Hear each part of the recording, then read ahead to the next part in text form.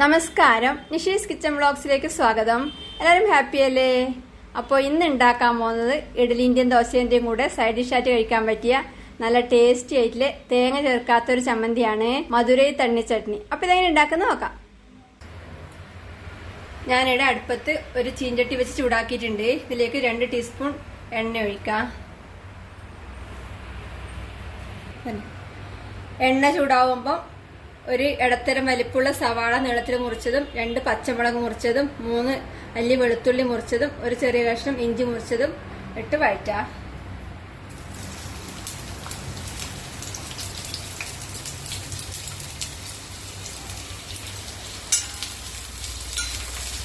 പച്ചമുളക് നിങ്ങൾ എരിവിന് ആവശ്യത്തിന് എടുക്കാം. ഇപ്പോൾ ഉള്ളിയും പച്ചമുളകും ഇഞ്ചിയും വെളുത്തുള്ളി എല്ലാം വഴറ്റിയിട്ടായിട്ടുണ്ട്. ഇനി തീ ഓഫ് ചെയ്ത് ഇത് ഒരു പ്ലേറ്റിലേക്ക് മാറ്റാം.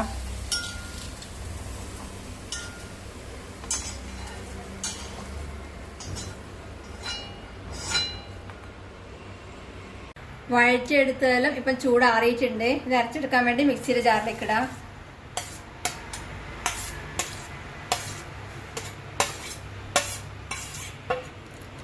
ഇതിലേക്ക് 2 ടേബിൾ സ്പൂൺ പൊട്ടുകടല ചേർക്കാം. ഒരു ചെറിയ ഉരുള പുളി ചേർക്കുന്നുണ്ട്. ഇത് ഇഷ്ടമില്ലാത്തവർക്ക് ഒഴിവാക്കാം, നിർബന്ധമില്ല. ആവശ്യത്തിന് ഉപ്പ് ചേർക്കാം.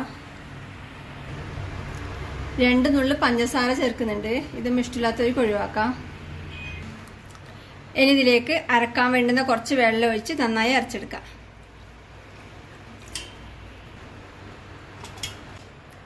ചമ്മന്തി അരച്ചെടുത്തിട്ടുണ്ട്. ഇതൊരു ബൗളിലേക്ക് മാറ്റാം.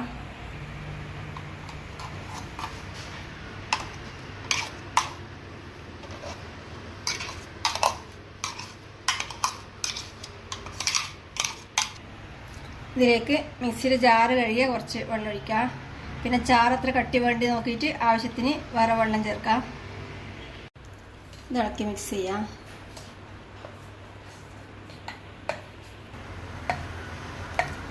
ഞാനിപ്പോൾ ഇത്ര കട്ടിക്കാക്കിയിട്ടുണ്ട്. നിങ്ങൾക്ക് ചാറത്ര കട്ടി കൊണ്ട് നോക്കിയിട്ട് ആവശ്യത്തിന് വെള്ളം ചേർത്ത് ഉണ്ടാക്കാം. ഇനി ഇതിലേക്ക് കടുക് താളിച്ച് ചേർക്കണം. ഒരു പാൻ ചൂടാക്കി 1 ടേബിൾ സ്പൂൺ എണ്ണ ഒഴിച്ച് 1/2 ടീസ്പൂൺ കടുകും 1/4 ടീസ്പൂൺ ഉഴുന്നുപരിപ്പും കുറച്ച് കറിവേപ്പിലയും 1-2 വറ്റൽമുളകും ചേർത്ത് കടുക് താളിക്കാം. കടുക് പൊട്ടി കഴിയുമ്പോൾ കുറച്ച് ചെറിയ ഉള്ളി ചേർത്ത് വഴറ്റാം. ഉള്ളി വാടി തുടങ്ങുമ്പോൾ തീ ഓഫ് ചെയ്ത് ചമ്മന്തിയിലേക്ക് ചേർക്കാം.